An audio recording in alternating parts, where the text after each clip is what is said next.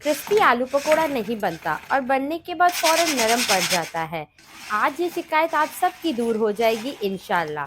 ये आवाज़ सुने आप, ये क्रिस्प देखें। आज के बाद इसी तरह आपने क्रिस्पी आलू पकोड़ा बनाना है।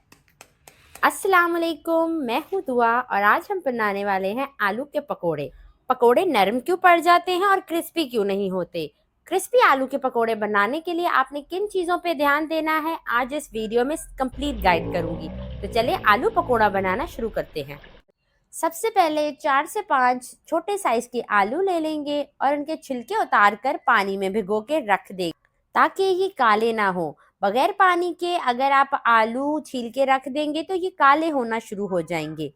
अब आलूओं को स्लाइसेस में काट लेंगे। मैं आलू काटने के लिए स्लाइसर का इस्तेमाल करूंगी ताकि आलू एक जैसे कटें। अगर आप छुरी से इनको एक जैसा काट सकते हैं तो आप छुरी से काट लें। आलू को लंबाई के रुख में स्लाइस करेंगे ताकि ये ना मोटा हो और ना ही पतला।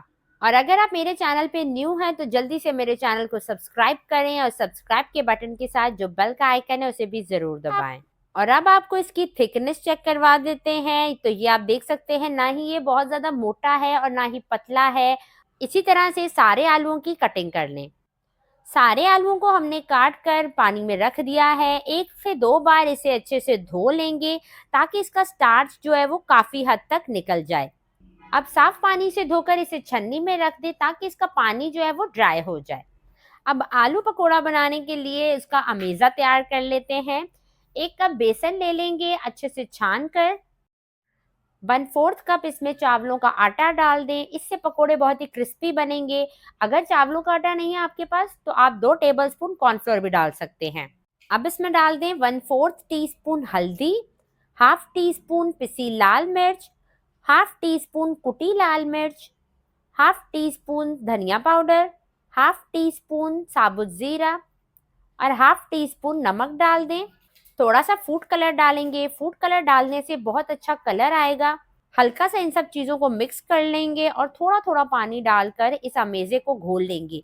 पानी आपने एकदम से ज़्यादा नहीं डालना है, थोड़ा थोड़ा करके डालना है। इस अमेज़े में मैंने 1 टीस्पून हरी मिर्चों का पेस्ट शामिल किया है। सॉरी, मैं वो रिकॉर्ड नहीं कर सकी। और हाफ टी स्पून इसमें नमक और शामिल किया है। नमक मिर्च आप अपने टेस्ट के मुताबिक कम या ज़्यादा कर सकते हैं। 1 टेबलस्पून गरम करके तेल डाल दें, इससे पकोड़े बहुत ही खस्ता बनकर तैयार होंगे।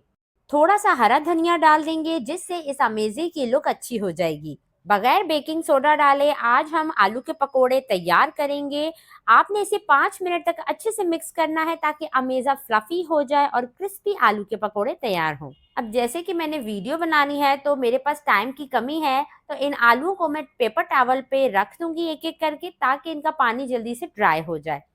आपके पास टाइम हो तो आप इसे छन्नी में भी रख सकते हैं 15-20 मिनट के लिए। अब 2-3 मिनट के बाद इसकी साइड्स चेंज कर लें और 2-3 मिनट के बाद इसे उठा के प्लेट में रख लें। अब आपको इन आलूओं की फ्राइंग करके दिखाएंगे जो बहुत ही इम्पोर्टेंट पार्ट है। आप देखेंगे कितने ही मज़ेदार से क्रिस्पी से आलू के पकोड़े तैयार होंगे, तो वीडियो को आखिर तक ज़रूर देखिएगा। अब आलू का एक पीस उठा के इस अमेज़े में आपने डिप कर देना है। इस पीस को आपने उठा के एक्स्ट्रा अमेज़ा उतार देना है। जितना कम बैटर इस आलू पर लगेगा उतने ही क्रिस्पी आलू के पकोड़े तैयार होंगे। अब आलू के पीसेस को अमेज़े में डिप करते जाएं और गरम गरम तेल में डालते जाएं। गरम तेल में डालेंगे तो ये अच्छे से फूलेंगे और क्रिस्पी बनकर तैयार होंगे। जितनी कढ़ाई में जगह हो उतने पीस डालते जाएं। आलू के स्लाइसेस ज़्यादा मोटे नहीं हैं, इसलिए 2 से 3 मिनट एक साइड पकाएं और 2 से 3 मिनट ही दूसरी साइड पकाएं। जैसे ही बेसन की लेयर क्रिस्पी हो जाए और इनका गोल्डन ब्राउन कलर आ जाए तो इसे निकाल दें। अगर आप ज़्यादा ब्राउन करना चाहें तो इसे और फ्राई कर लें, लेकिन मेरे हिसाब से ये बिल्कुल परफेक्ट कलर है इनका। तो ये हमारे रेडी हो चुके हैं बेहतरीन, शानदार, बहुत ही क्रिस्पी, बहुत ही करारे आलू के पकोड़े। ये क्रिस्पी पकोड़े जब आप अपने दस्तरखान पे रखेंगे तो सब आपकी तारीफ़ें करेंगे और आपसे रेसिपी भी पूछेंगे इंशाल्लाह। आपने इसे इफ्तार में ज़रूर ट्राई करना है। इसके साथ बेस्ट ऑप्शन पुदीने के रायते का भी बनता है और केचप भी बनता है। कम बजट में बेहतरीन स्नैक का प्लेटर रेडी हो जाता है जो अमूमन सबको पसंद आता है। इसी के साथ इजाज़त चाहती हूँ। अपना ढेर सारा ख्याल रखिएगा, दुआओं में याद रखिएगा। अल्लाह हाफ़िज़।